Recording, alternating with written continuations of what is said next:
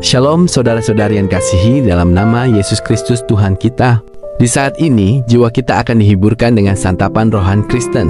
Di bawah nas bacaan kita dari firman Tuhan dari surat Rasul Petrus, 1 Petrus 1 ayatnya yang ke-15 sampai dengan ayatnya yang ke-16. Mari kita baca bersama-sama. Tetapi hendaklah kamu menjadi kudus di dalam seluruh hidupmu, sama seperti Dia yang kudus yang telah memanggil kamu. Sebab ada tertulis, kuduslah kamu, sebab aku kudus. Tema kita kali ini adalah hidup kudus sebagai wujud ketaatan kepada Allah. Saudara-saudari yang dikasihi Tuhan, setiap orang yang percaya kepada Kristus tentu memiliki kerinduan untuk hidup berkenan kepada Tuhan. Tetapi dalam kenyataan sehari-hari, hidup kudus bukanlah sesuatu yang mudah. Kita hidup di tengah dunia yang menawarkan banyak hal. Ada godaan untuk berkata tidak jujur ketika kejujuran terasa merugikan. Ada godaan untuk membalas ketika kita disakiti. Ada godaan untuk mengikuti kebiasaan lingkungan meskipun kita tahu itu tidak sesuai dengan kehendak Tuhan. Karena itu, pertanyaan penting bagi kita bukan hanya apakah saya percaya kepada Tuhan, tetapi juga apakah kehidupan saya menunjukkan bahwa saya sungguh-sungguh milik Tuhan. Dalam 1 Petrus 1:15-16, Rasul Petrus memberikan panggilan yang sangat jelas. Hendaklah kamu menjadi kudus di dalam seluruh hidupmu. Perhatikan bahwa Petrus tidak berkata, jadilah kudus hanya ketika berada di gereja. Tidak juga dikatakan, jadilah kudus hanya ketika dilihat orang lain. Firman Tuhan berkata, di dalam seluruh hidupmu. Artinya, kekudusan harus terlihat dalam seluruh aspek kehidupan kita, yaitu 1. Kita dipanggil oleh Allah untuk hidup kudus. Ayat 15 berkata, tetapi hendaklah kamu menjadi kudus di dalam seluruh hidupmu, sama seperti Dia yang kudus, yang telah memanggil kamu. Saudara, kita perlu memahami bahwa hidup kudus bukan pertama-tama tentang usaha manusia untuk menjadi sempurna. Hidup kudus dimulai karena Allah telah memanggil kita. Kita bukan hidup kudus supaya Allah mau menerima kita. Sebaliknya, karena Allah telah menerima dan memanggil kita, maka kita dipanggil untuk menjalani kehidupan yang berbeda.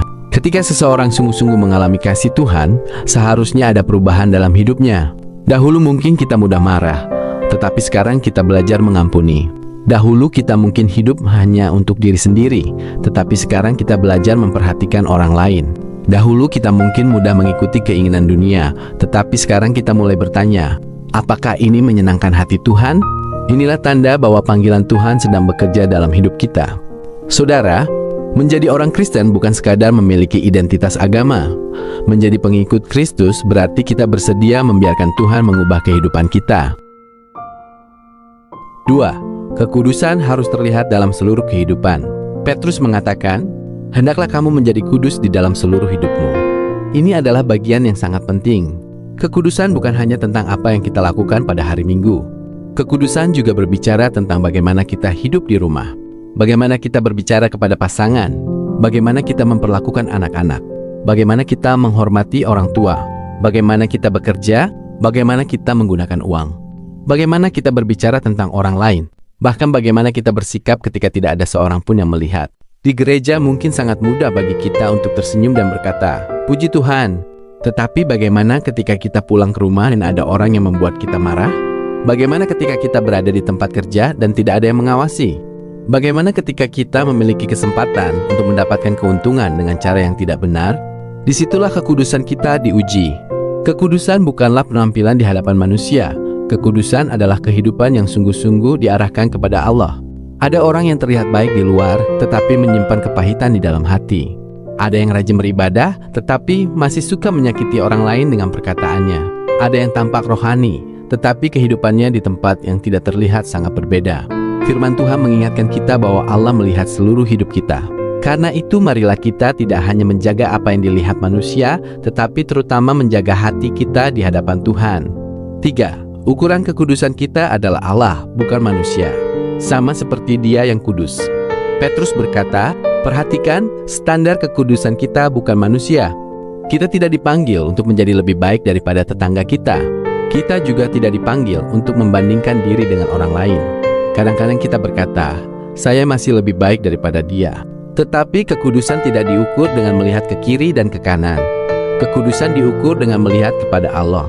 Sama seperti Dia yang kudus. Allah adalah standar kita. Ketika kita melihat kekudusan Allah, kita menyadari bahwa kita membutuhkan pertolongan Tuhan setiap hari. Kita tidak dapat berkata, saya sudah cukup baik.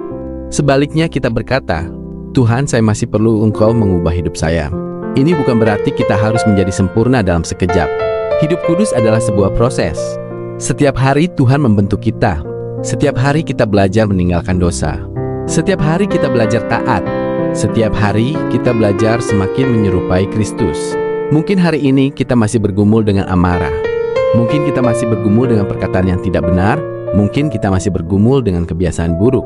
Jangan menyerah. Datanglah kepada Tuhan. Mintalah pertolongannya. 4. Kuduslah kamu, sebab aku kudus. Ayat 16 berkata, Kuduslah kamu, sebab aku kudus. Ini bukan sekadar nasihat. Ini adalah panggilan Tuhan. Mengapa kita harus hidup kudus? Karena Allah yang kita sembah adalah kudus. Jika kita mengatakan bahwa kita adalah milik Kristus, maka kehidupan kita seharusnya mencerminkan siapa yang kita ikuti. Bayangkan seseorang memakai seragam sebuah perusahaan. Orang akan melihat seragam itu dan menghubungkannya dengan perusahaan tersebut. Demikian juga kita sebagai orang percaya. Ketika kita membawa nama Kristus, orang akan melihat kehidupan kita.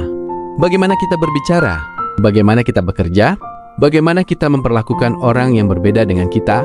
Bagaimana kita merespons ketika disakiti? Bagaimana kita bersikap ketika mengalami masalah? Semua itu menjadi kesaksian. Karena itu, hidup kudus bukan hanya tentang hubungan pribadi kita dengan Tuhan. Hidup kudus juga merupakan kesaksian kita kepada dunia. Dunia mungkin tidak membaca Alkitab setiap hari, tetapi dunia membaca kehidupan orang percaya. Mungkin ada orang yang tidak pernah datang ke gereja, tetapi mereka melihat bagaimana kita hidup. Mereka mungkin tidak mendengar khotbah setiap minggu, tetapi mereka mendengar perkataan kita. Mereka mungkin tidak tahu banyak tentang Yesus, tetapi mereka melihat bagaimana kita memperlakukan orang lain.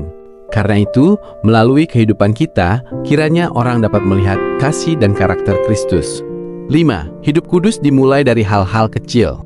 Saudara-saudari, seringkali kita berpikir bahwa hidup kudus berarti melakukan sesuatu yang besar. Padahal kekudusan seringkali dimulai dari keputusan-keputusan kecil setiap hari. Memilih berkata jujur ketika berbohong lebih mudah. Memilih mengampuni ketika hati ingin membalas. Memilih diam ketika kita tergoda untuk bergosip. Memilih menolong ketika kita sebenarnya bisa mengabaikan.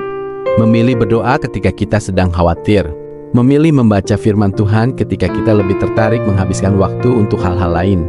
Memilih berkata tidak kepada sesuatu yang kita tahu tidak berkenan kepada Tuhan. Hal-hal kecil seperti inilah yang membentuk karakter kita. Jangan menunggu sampai menjadi orang yang sempurna untuk mulai hidup kudus. Mulailah hari ini. Mulailah dari rumah.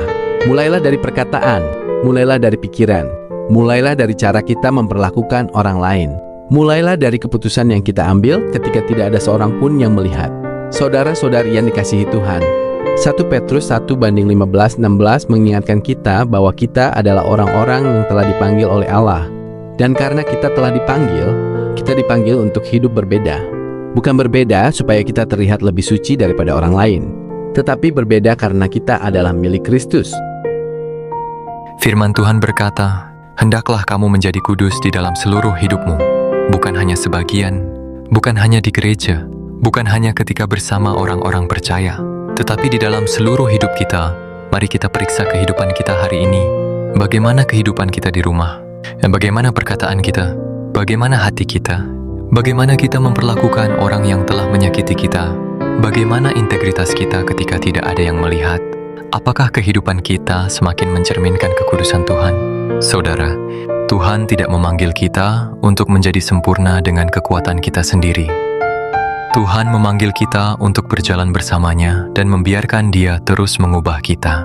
Maka marilah kita datang kepada Tuhan dan berkata, Tuhan, saya adalah milik-Mu. Kuduskanlah hidup saya, kuduskan pikiran saya, kuduskan perkataan saya, kuduskan pekerjaan saya, kuduskan keluarga saya, dan biarlah seluruh hidup saya menjadi kesaksian bahwa saya adalah milik-Mu. Kiranya melalui kehidupan kita, orang lain bukan hanya melihat kita sebagai orang yang rajin beribadah, tetapi mereka dapat melihat Kristus yang hidup di dalam diri kita. Sebab firman Tuhan berkata, kuduslah kamu sebab aku kudus. Amin.